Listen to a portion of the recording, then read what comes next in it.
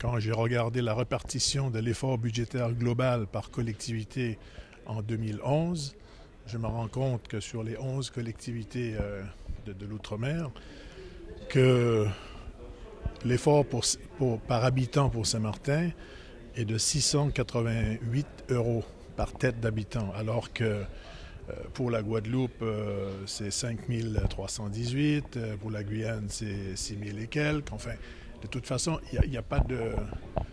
Disons, c'est totalement disproportionné. Le problème que nous avons aujourd'hui à Saint-Martin, c'est que depuis que la loi organique de 2007 s'est mise en place, disons, il y a un certain nombre de décisions qui sont votées par la loi qui n'ont pas été prises en compte. Par exemple, je demande simplement qu'on respecte le fait que lorsqu'on transfère des compétences, la Constitution dit qu'il faut transférer les moyens.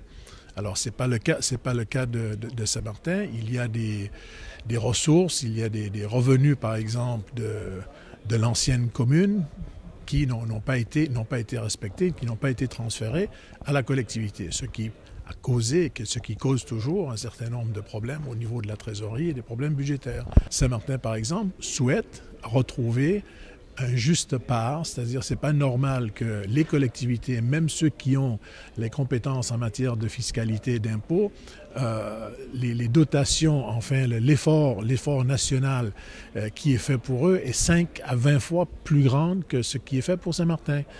La situation de Saint-Martin, et je le dis haut et fort, la situation de Saint-Martin, c'est pas une situation qui a été voulue par la population saint-martinoise. Mais non, la situation de Saint-Martin, je parle de la situation dans laquelle Saint-Martin se trouve avec une population de plus de 30% d'étrangers, une immigration qui n'a pas été contrôlée. L'immigration n'est pas dans les compétences de la collectivité et n'ont pas été non plus dans les compétences de la commune. L'immigration, c'est une compétence régalienne.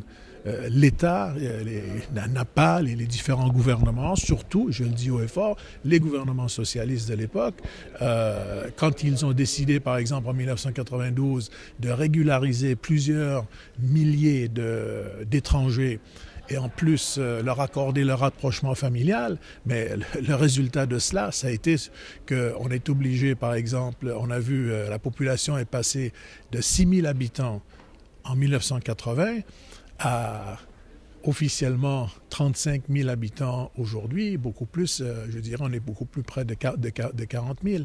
L'incidence que cela a eu sur, par exemple, le budget de la collectivité commune à l'époque, c'est-à-dire avant 2007, la construction de, par exemple, plusieurs établissements scolaires. Par exemple, aujourd'hui, Saint-Martin se retrouve avec 16 groupes scolaires primaires et maternels, 3 collèges, un lycée, une annexe de lycée, et on s'apprête encore à construire un lycée-collège dans les mois qui viennent. En fait, vous êtes au bord de l'asphyxie?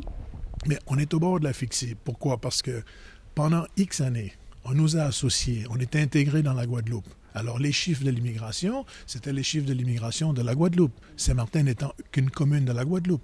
Aujourd'hui, Saint-Martin est sorti de la Guadeloupe. Maintenant, on apprécie les chiffres comme on apprécie le montant de l'effort budgétaire qui est fait pour Saint-Martin, qui n'a rien à voir avec celui de la Guadeloupe. Voilà je dirais, la situation. Voilà mon inquiétude pour l'avenir de Saint-Martin.